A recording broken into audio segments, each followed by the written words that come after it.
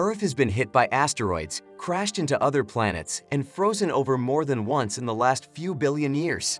Not to mention being run by a wide variety of bizarre life forms. It's sometimes hard to believe that our blue homeworld is still around. However, we'll have to begin at the very beginning if we want to quickly go through the past of our planet. Our solar system began to form 4.5 billion years ago when it began to poke through a thick cloud of gas and dust between the stars.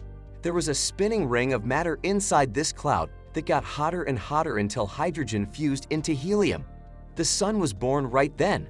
Earth's child was also on its way. Right after our star was born, the matter at the disk's edges started to stick together. The planets and moons in our solar system would grow from these clumps. They got bigger and more rounder as they took in more matter.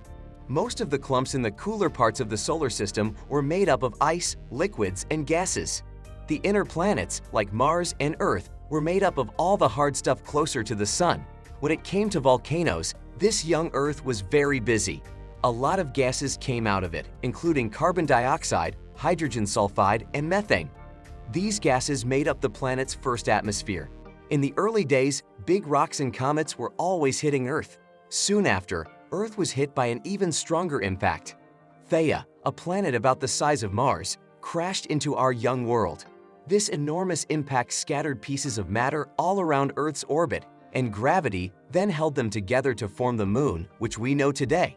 There were no oceans on this hot Earth in the beginning. All water used to be gas. Our planet did cool down enough 3.8 billion years ago, though, for water to condense and turn into a liquid.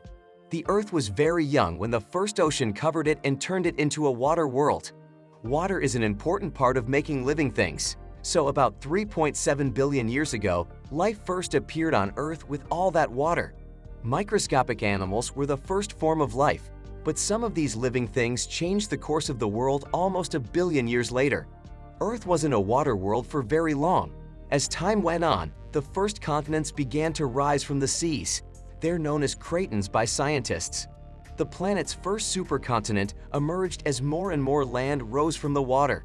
It's not like Volbera was a supercontinent. It was not very big. It was thought to be smaller than the continent of Australia. The first photosynthesizers on our planet were cyanobacteria, which emerged around 2.4 billion years ago. And finally, we had some oxygen makers that made the atmosphere of Earth a lot friendlier. Folks, the rest is history. I was joking. We still have a long way to go. The amount of carbon dioxide in Earth's atmosphere was much smaller after all this new oxygen. The planet was made extremely cold by that. During the first ice age, a lot of our young world froze over. Now, the continents were moving along with the changes in Earth's atmosphere.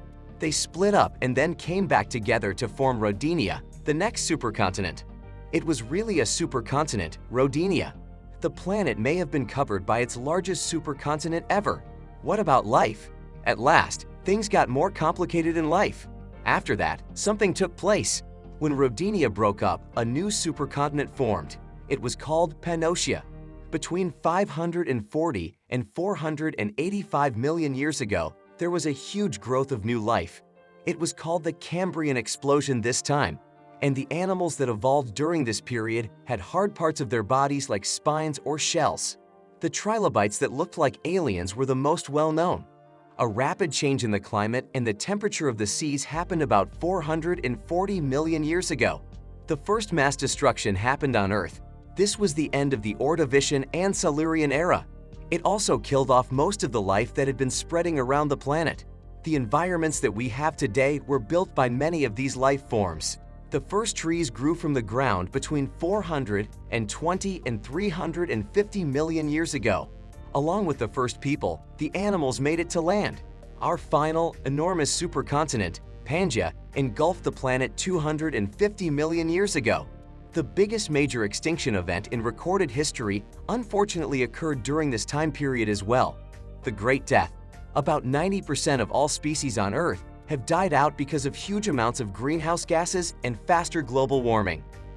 The first trees grew from the ground between 420 and 350 million years ago. Along with the first people, the animals made it to land.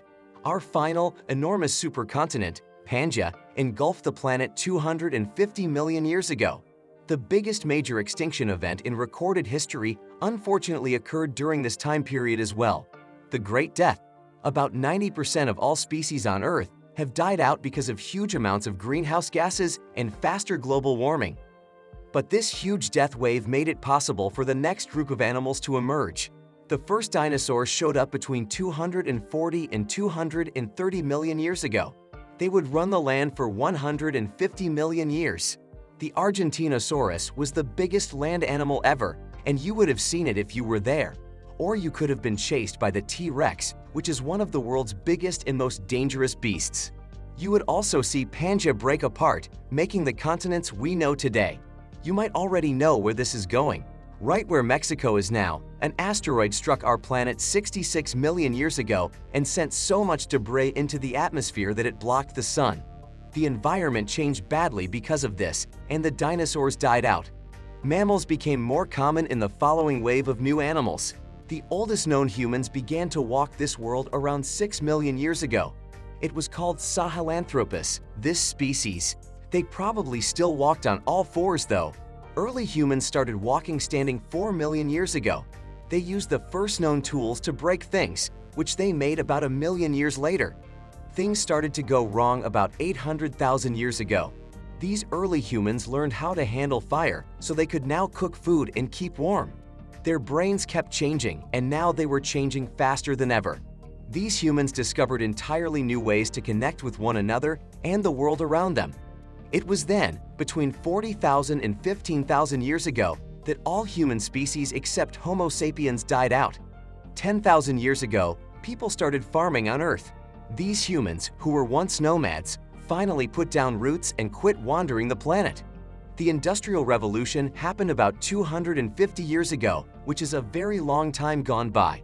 There were big changes in technology, society, the economy, and culture. Rural, farm-based societies changed into more developed, city-based ones. Our number of people kept growing.